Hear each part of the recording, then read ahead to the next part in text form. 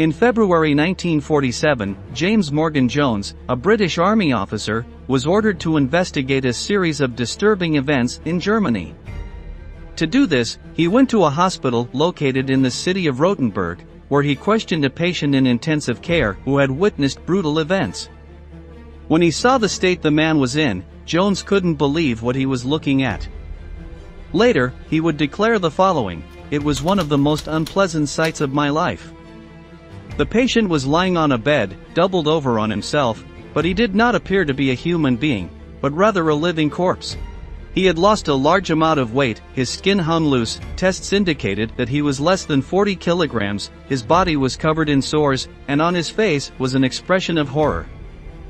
Even though he had been admitted 5 weeks ago, he was still in shock. The only thing he stammered was that he didn't want to go back to a place called Bad Nendorf and that he was tired of the torture. Do not move from your screen, because in this new episode of Military History, we'll tell you everything about the most terrible interrogation center of the post-war period. Are you ready? Let's go! To understand this history, we must first go back to the end of World War II. In 1945, with the collapse of the Third Reich and the victory of the Allies, Germany was occupied by the victorious powers. The entire region of northwestern Germany was left in charge of the British Army, which took over the administration of the population and ensured that there was no resurgence of Nazism. In this context, the English intelligence service decided to open an interrogation center located in the small town of Bad Nendorf, in a building that had formerly been a luxury spa. At that time, British spy agencies had numerous centers like this one, scattered around the world, to house and question Nazi prisoners of war. At the end of the Second World War, there were hundreds of high-ranking and second-in-commands of the Third Reich who possessed valuable information. Many had slipped out of the hands of the Allies because they knew that if they were caught they could be left for dead. For the victors, capturing them was a task of the utmost importance, since they knew about crimes against humanity that had to be prosecuted and, in some cases, about the latest military technology. The latter was particularly valuable in the context of the Cold War, which began shortly after the defeat of the Axis. In this new confrontation, any type of advantage that would position the Western powers above the Soviet Union was welcome. It was for this reason that, to interrogate Nazi prisoners, there were those who resorted to any method in order to get the truth, regardless of the level of brutality. According to the secret documentation of the British government, 372 men and 44 women passed through the center of Bad Nendorf. At the time of its opening, in mid-1945, the people sent there were members of the Nazi Party, former members of the SS, and suspected collaborators with the National Socialist Resistance Movement.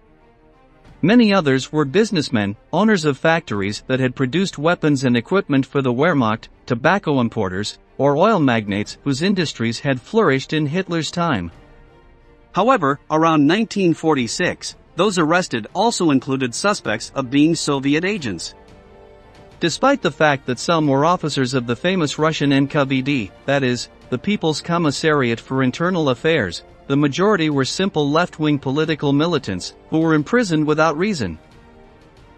The man in charge of the Nendorf Center was Colonel Robin Tin Eye Stevens, a 45-year-old Briton who earned his nickname for wearing a monocle. In the army he was known for his authoritarianism, his xenophobia, and his propensity for fits of anger. Stevens claimed that there was no way to train an interrogator, but that this was a man with a natural talent for it. The colonel formed a team of 20 young soldiers, most of whom had had problems with discipline during the World War.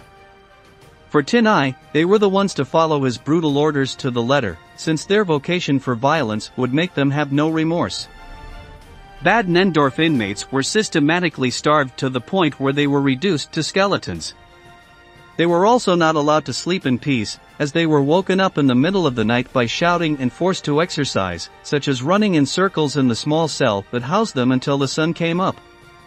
The guards were instructed to beat the prisoners constantly, so they would never forget where they were and the stress would eat away at their minds bit by bit.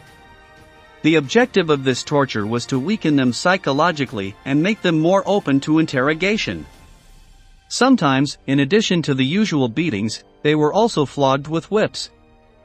The inmates were constantly threatened, shouted in their faces that they would be executed or, even worse, that after killing them they would go in search of their families, their partners and children, and that all of them would suffer the same aberrational fate. When an inmate refused to cooperate and kept quiet during questioning sessions, he was taken to the punishment cell where he was stripped naked and buckets of ice water were thrown at him. Sometimes, after removing a prisoner's clothing, he was handcuffed at the wrists and tied up with another inmate so that they were back to back. Next, they were forced to stand in front of an open window, until the winter cold finally broke them. The situation reached such an extreme that several detainees suffered from hypothermia, their fingers and toes were frozen and had to be amputated. The toughest prisoners, those who were trained to withstand torture, had their hands tied so they hung from the ceiling and their toenails pulled out. The inmates suffered so much that one of them tried to commit suicide by swallowing a spoon, but was unsuccessful. In January 1947, some Bad Nendorf inmates were transferred to a civilian hospital in Rothenburg, as they were in deplorable physical condition. The doctors who treated them were impressed by the appearance of their patients and lodged a complaint with the British Army. The High Command ordered an investigation into what was happening in the interrogation center, and whether the allegations of mistreatment of prisoners were true.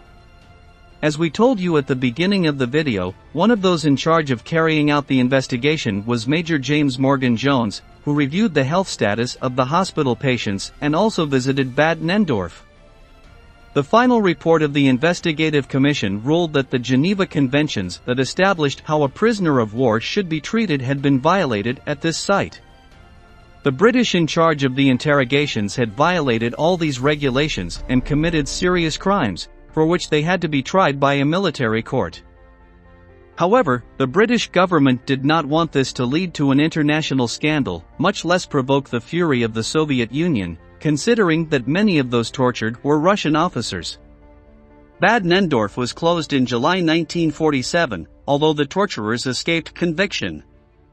Colonel Robin Stevens only received a minor sanction, and was even allowed to join the intelligence service of MI5. In this way, the terrible events in Bad Nendorf were forgotten for decades, and those responsible escaped justice. Finally, they would only come to light in 2005, thanks to the investigation of British journalists. We have reached the end of the video and we want to ask you, do you think the interrogators should have been punished? Leave us your answer in the comment box below and don't forget to subscribe to our channel to learn about many more military events that left their mark on history.